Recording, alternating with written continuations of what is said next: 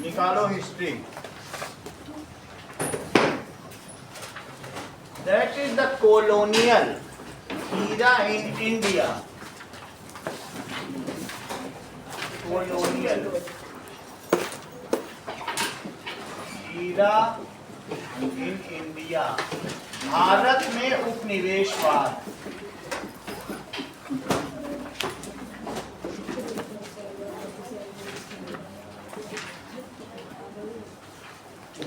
ठीक है, nearly 2 centuries ago क्या हुआ?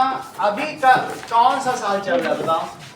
2026, सही है। 1 century पहले जाओ तो कितना होगा बोलो? 1926। और पहले जाओ, यहाँ तक की बात समझ आ गई? इसी समय ब्रिटिशर्स आए। अभी से कितने सेंचुरी पहले? 2 सेंचुरी, 200 साल पहले। 2 साल नहीं, 200 साल पहले। हाँ, ठीक है। तो पहली लाइन क्या है बताओ? नियरली 2 centuries एगो। बुक है सभी के पास? बुक क्यों नहीं निशान? बोलो है? ठीक है, तब तो सही। चलो सभी टेबल पे एक होनी चाहिए। डाला था मैंने। कोई बात।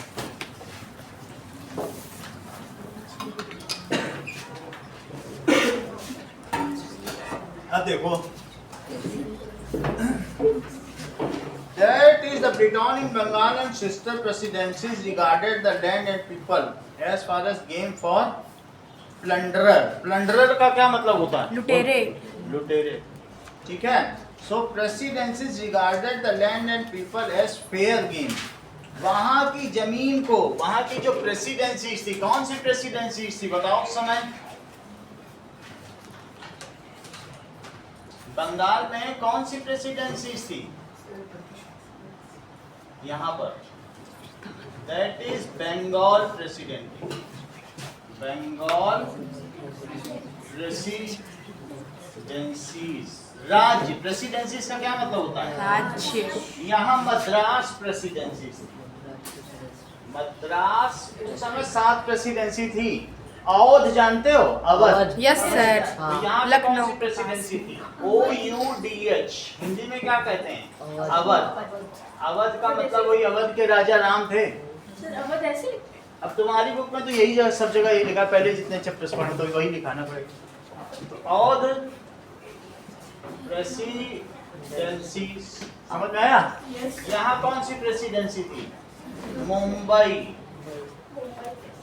साउथ में यहाँ पे कभी ज्यादा ब्रिटिशर्स जा नहीं पाए, इसलिए यहाँ को प्रेसिडेंसी ज्यादा मानते हैं, है ना?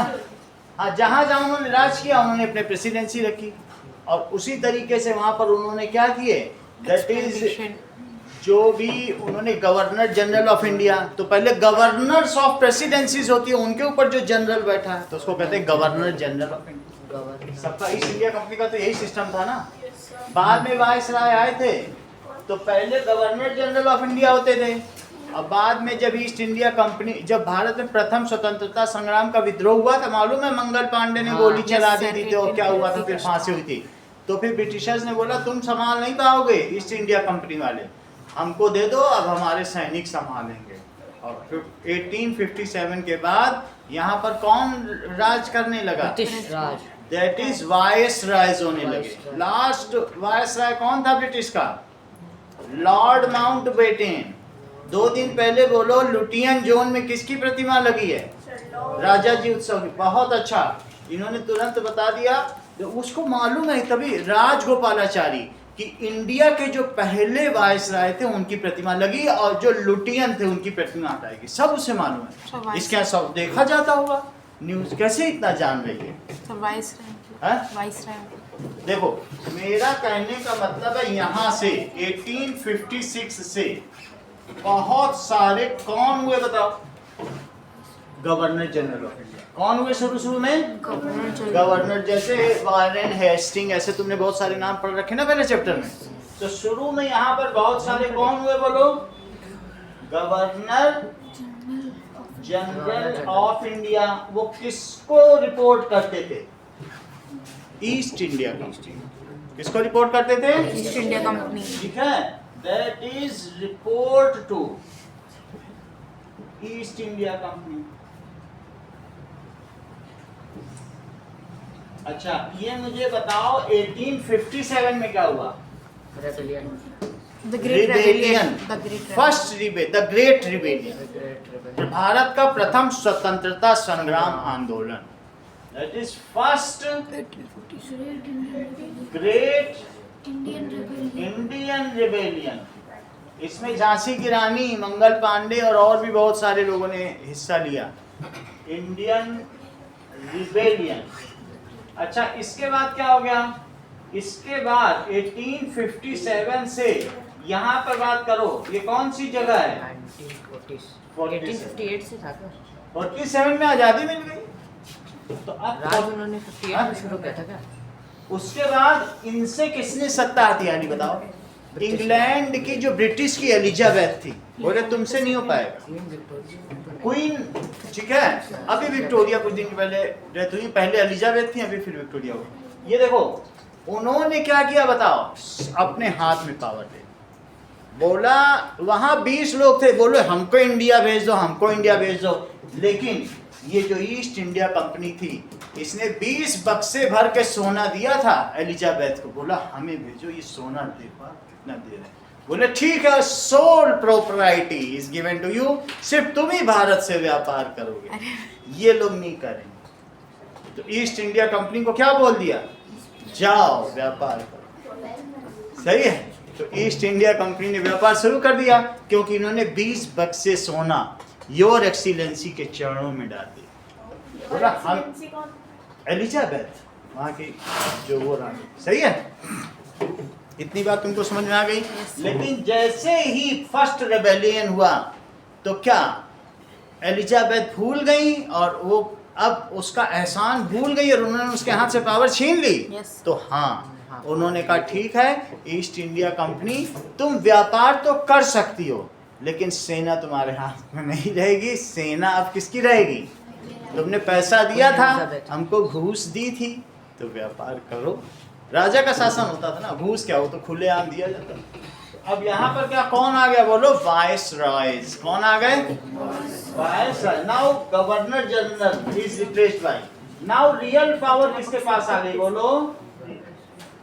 Real power came to royal family of Britain.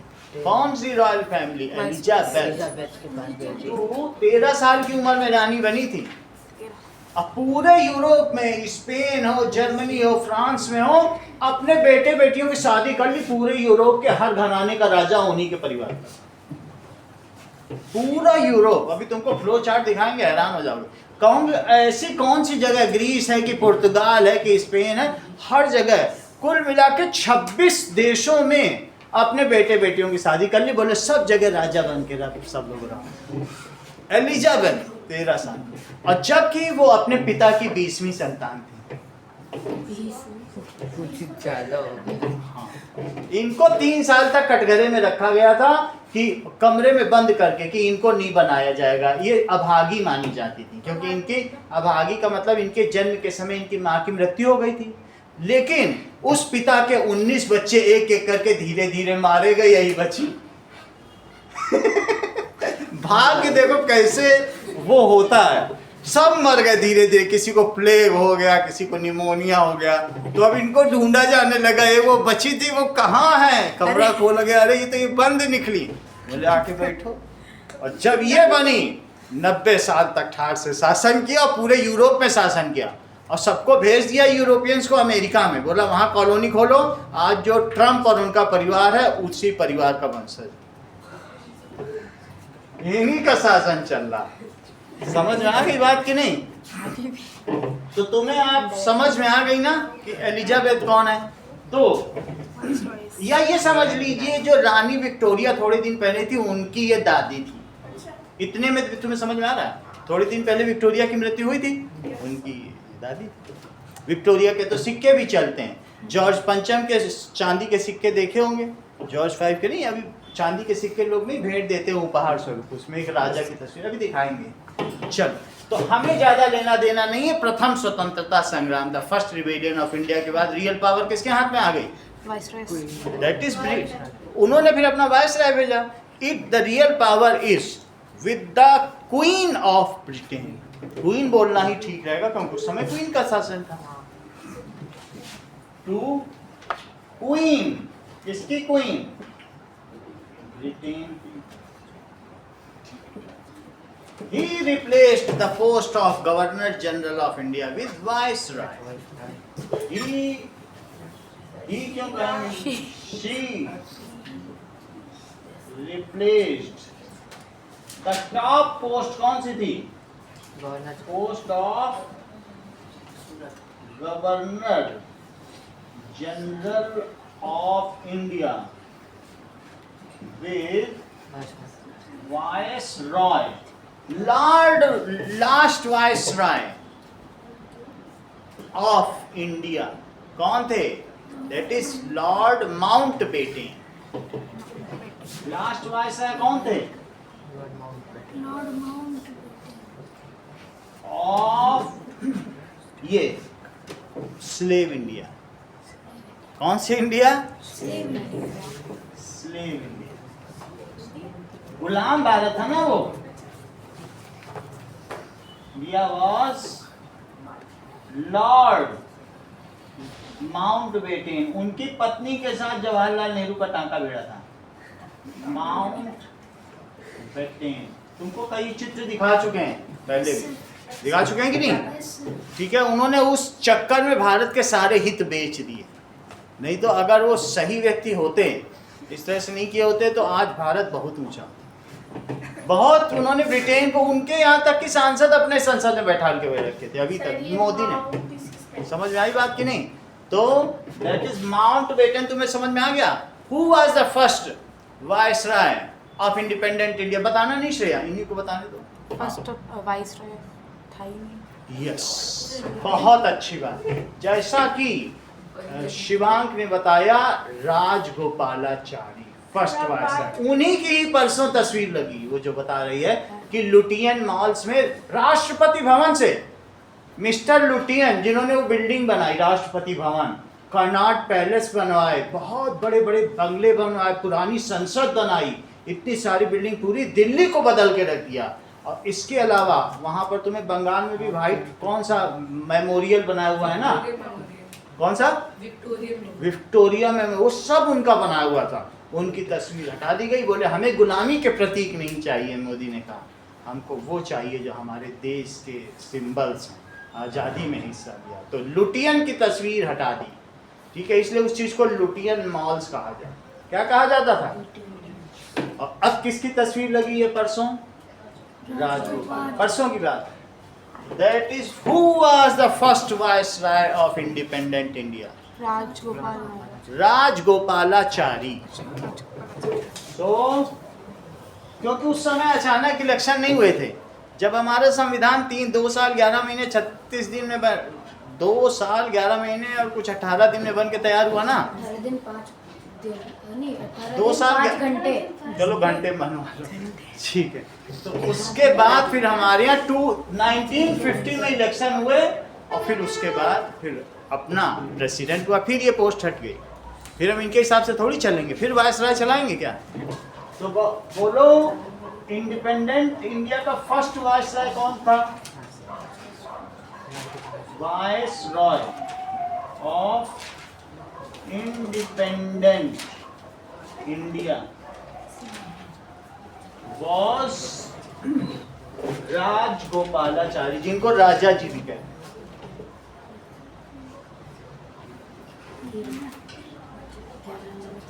सही है, ये चीज बहुत जगह पूछी जाती है, इससे अब चला देखो तुमको थोड़ा पता चल गया। देखो तुमको मुंबई प्रेसिडेंसी बता दी, और कौन सी बताई? Bengal presidency, Madras presidency, Gujarat presidency. शुरू में से सौराष्ट्र कहते थे और बाद में क्या कहने लगे?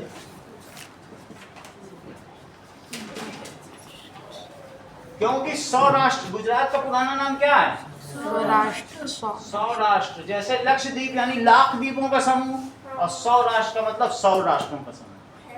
हाँ, यहाँ 100 राजा राज्य करते थे इस जगह। तो इसका नाम पुराना नाम क्या था? सौराष्ट्र। लेकिन बाद में इसका नाम क्या पड़ गया? गुजरात। और ये कौन सी प्रेसिडेंसी है? मुंबई प्रेसिडेंसी। इसके अलावा इधर पर पंजाब प्रेसिडेंसी और भी होंगी, 7 थी, लेकिन मैंने कितनी बताई आपको? 1 2 3 4 5 6, एक और कोई होगी मुझे याद नहीं आ रही, लेकिन 7 थी। सही है। पंजाब प्रेसी। अब आगे की बात करो, तुमको कैसे अब इंडिपेंडेंस शुरू, ये बात करो। लेकिन पहली लाइन क्या लिखी है? 2 सेंचुरीज है वो। पहली लाइन पढ़ो, यहाँ की बात क्या हुआ था। उस टाइम पे ब्रिटिश सिस्को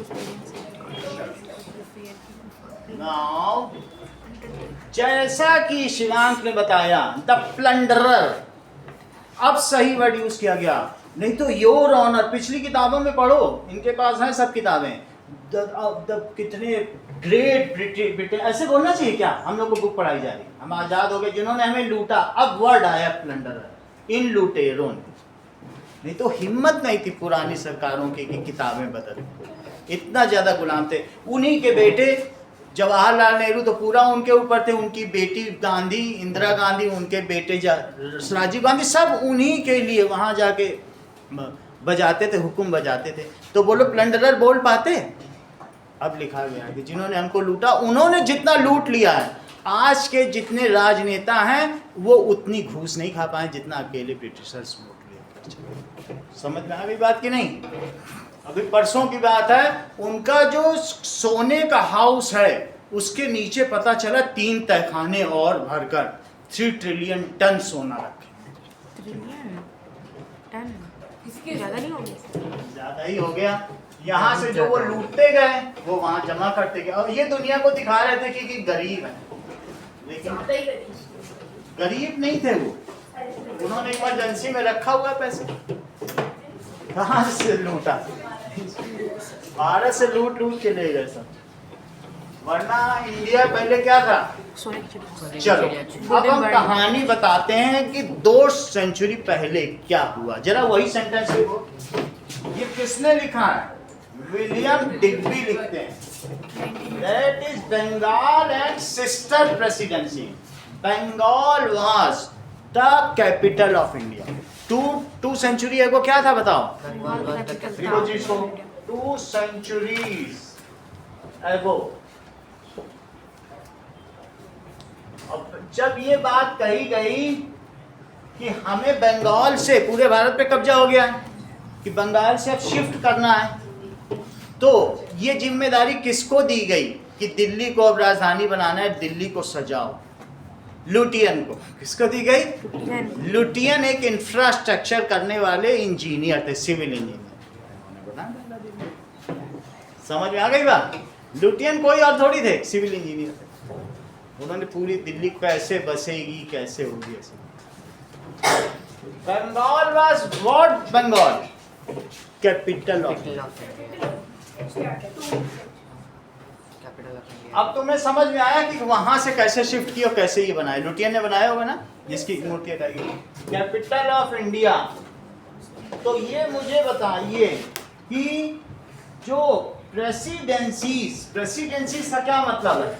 उस समय, अभी उनको राज्यपाल कहते हैं, लेकिन उस समय presidency, your excellency, your presidencies regarded Indians को क्या वो मानते थे? जरा पढ़ो। ठीक है, land and the people as regarded the land and people as fair game for plunder. लूट के लिए बिल्कुल फेयर। ये फेयर गेम का मतलब सूटेबल।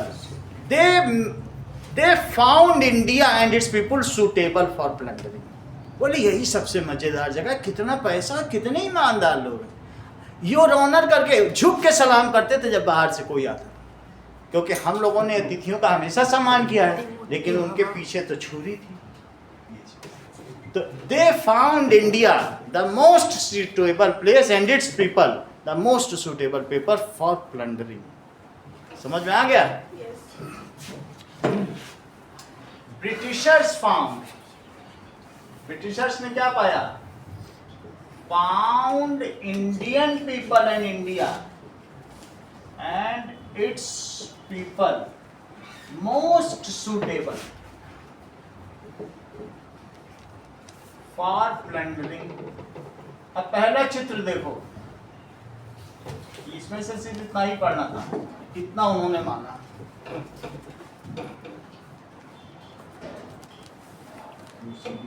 मोर आउटरेजियसली, जो उस समय जो लूटपाट थी वो खुली थी और वो आज के समय से भी ज्यादा थी। आज भी बहुत भ्रष्टाचार हो रहा है, but it was outrageously looted. Modern England has been great by Indian wealth always taken by might and skill of stronger. आज इंग्लैंड ग्रेट क्यों है? भारत के धन की वजह से। अगले चित्र में आप क्या देख रहे हैं बताइए? आप नीचे अश्वेत या काले लोगों को देख रहे हैं और किस तरीके से वो धन दे रहा है। और क्या देख रहे हैं? Painting entitled the East offering its riches. तुमको मालूम है ईस्ट और वेस्ट क्या होता है? दैट मीन्स, ये देखो, दैट इज, यहाँ से अगर मैं बात करूँ ये ब्रिटेन है, और दैट इज और नीचे चले जाओ स्पेन आ जाएगा, छोटा सा तो है, फिर इसके बाद इटली, और ये अफ्रीका, अफ्रीका के बाद इंडिया। ये देखो सब चीज से आपको पता है। और ये सब क्या है? इससे अच्छा तो एशिया, मंगोलिया। कितनी टैलेंटेड है, बहुत बड़ी बात है। सही कहने का मतलब है कि ये जो यूराल पर्वत है, जो कि मून से भी दिखता है, माउंटेन, इसके इधर को बोला गया वेस्ट। इसको क्या बोला गया? फिर से देखो, तुम अगर 4 डायरेक्शन मानो तो ये नॉर्थ है, ये साउथ है, ये ईस्ट है, ये क्या है? ये वेस्ट है, ये वेस्ट है, ये भी वेस्ट है। अच्छा, इसके इधर वालों को क्या बोला गया? ईस्ट का दूसरा नाम क्या बताया गया? Orientalist. Oriental bank of India आज भी है इंडिया में, मालूम है ना? तो इनको क्या बोला गया? ओरिएंटल्स या ओरिएंटलिस्ट। इसे वेस्ट, ये आधुनिक मानेगा, ये पिछड़े। सही है? सर ओरिएंटल मतलब? ओरिएंट का मतलब बहुत पुराने समय, पीछे रह गए। ऐसा सिर्फ उन्होंने इस वजह से किया, क्यों? क्योंकि उस समय थॉमस अल्वा एडिसन ने 2000 आविष्कार कर डाले। 2000 आविष्कार कर डाले, स्पिनिंग जेनी बना डाला, रेल का इंजन बना डाला, ना जाने क्या क्या लैंप बना डाला, ठीक है। और वो एम्फ्री डेवी ने वो कोयले वाला लैंप बना दिया जिसमें आग भी लग, सब कुछ तो वहाँ यूरोप में आविष्कार हो रहा था। और जिसने साइंस में तरक्की कर ली, बोलो क्या होगा उसका? साइंस में जिसने तरक्की कर ली, क्या वो पूरी दुनिया जीत लेगा? अरे वहां पर एक एक सूत नहीं काटा जाता था चरखे से, स्पिनिंग जेनी 1000 सूत काटती थी। कॉटन रखो, 1000 थ्रेड बन जाते थे, और उस 1000 थ्रेड से तुरंत के तुरंत कपड़े बन जाते थे। अब उनको कच्चा माल चाहिए। किस लिए चाहिए था? जिससे कि वो थ्रेड बना सके, फाइबर। और 2 रुपए की रुई खरीदे और उन्हीं को 200 रुपए में शर्ट बना बेचे। अरे इंडिया में तो कॉटन उग रहा है, महाराष्ट्र में, गुजरात में, सूरत में, अहमदाबाद में कॉटन ही कॉटन उग रहा है। चलो, इसके अलावा जूट उग रहा है। कहाँ उग रहा है? बंगाल में। जूट उत्पादन में नंबर 1 है। जूट के बोरे वोरे जानते हो ना? तो इसलिए उन्होंने इंडिया को अपनी कॉलोनी बनाना चुना कि यहीं से सामान खरीदेंगे 2 रुपए का और 200 रुपए का बेचेंगे। बोलो सही काम किया कि नहीं? क्यों? क्योंकि अब यहाँ से ये रहा स्पेन, ये क्या है? स्पेन के ऊपर फ्रांस, ये रहा जर्मनी, और लेकिन हम जिसकी बात कर रहे हैं दैट इज इंग्लैंड। इंग्लैंड में आयरलैंड भी शामिल है। समझ में आ गई बात कि नहीं? ये सब है। और इंग्लैंड ने 3 बार भेजा समुद्री जहाज। सबसे पहले भेजा कि जाओ ढूंढो ये सोने की चिड़िया इंडिया कहाँ है। तो पहली बार भेजा अमेरिगो को। किसको भेजा? अमेरिगो को भेज दिया कि जाओ ढूंढो नाव से, कहाँ पड़ता है ये सोने की चिड़िया, बड़ा इसका नाम सुना है। वो पहुंच गया अमेरिका, बोला यही तो है। अभी लौट के आया, उसने बोला लेकिन वहां तो कोई सोने की चिड़िया नहीं, हम तो कुछ नहीं मिले। फिर इसके पीछे हाँ, कोलंबस को भेजा। किसको? कोलंबस से बोला जाओ जरा ढूंढो ये सोने की चिड़िया कहाँ ढूंढ के आया। वो भी वहीं पहुंच गए। अफ्रीका चला गया। अब नहीं, यहाँ पहुंचा। अच्छा। और फिर उसने कहा कि ये जो अमेरिको ने ढूंढा ये तो नई लैंड है। ये कैसी लैंड है? न्यू लैंड है, ये अमेरिका नहीं है। तो इसलिए यहाँ के लोगों को रेड इंडियन कहा जाने लगा। बोले वहाँ के लोग तो लाल हैं, काले कहाँ हैं? हाँ, तो वहाँ के जो लोग निवासी, मूल निवासी, उनको क्या कहा जाता है?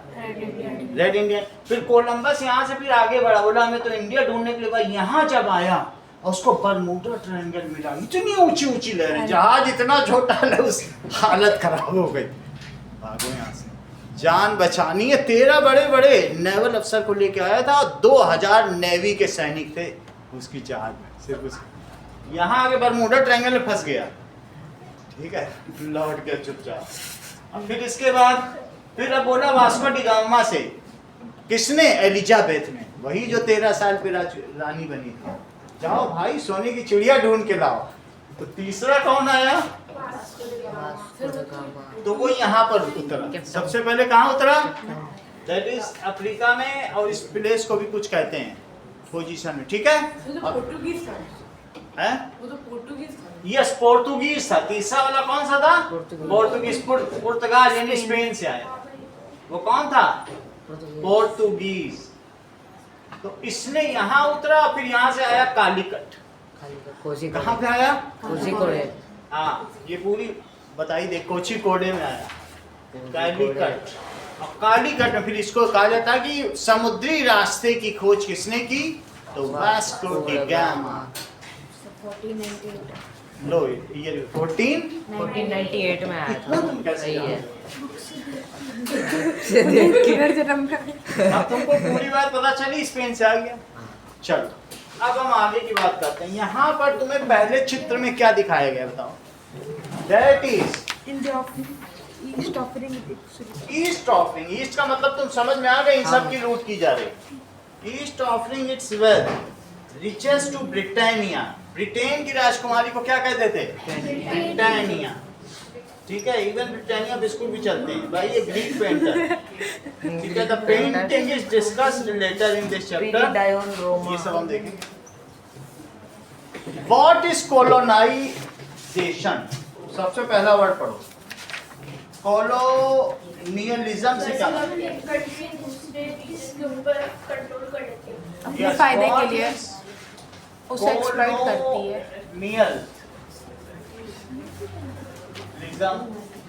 When a country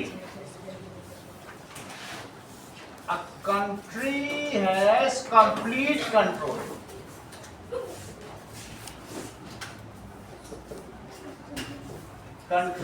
over other country, not for ruling के लिए नहीं करती है, exploitation, and exploits its riches and wealth for its own sake, उसको शोषण करती है।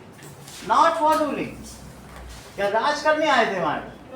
सिर्फ वो एडमिन चाहते तो पैसा लूटना। Exploitation over other country and exploits it. तुम अगर एक्सप्लॉइट भूल जाओ तो प्लंडर, खुली लूट है ये। Plunder it's wealth and resources for its sake. At one time, the Britain has colonies all over the world. एक ऐसा समय था जिस समय कहा जाता था कि सूर्य उदित भी ब्रिटेन में होता है और अस्त भी ब्रिटेन में। बोलो बात समझ आ गई? सर लास्ट वर्ड क्या लिखा है? And resources for its own sake, अपने लिए बेनिफिट। बोलो बात समझ आई? At one time. सर मैंने तो ये सुना था कि कहते हैं कि बोलते हैं कि मतलब कि sun never sets on British empire. हाँ, ये कहा जाता था कि सूर्य कभी ब्रिटिश एम्पायर में अस्थिर नहीं होता। जहाँ जहाँ जाता है वहाँ सब जगह ब्रिटिश एम्पायर, पूरे वर्ल्ड में ब्रिटिश एम्पायर। इस तरीके से एज एड कॉलोनीज। कहाँ कॉलोनीज थी? all over the world, and it was called that sun never sets in British Empire. इसलिए उसका नाम क्या पड़ गया था?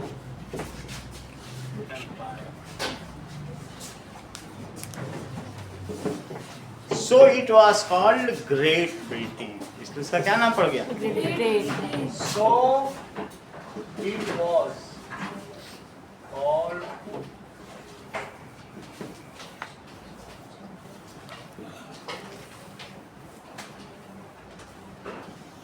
इतनी बात तुम्हें समझ में आ गई? यस अब इसके आगे की पूरी कहानी कल चालू की जाएगी।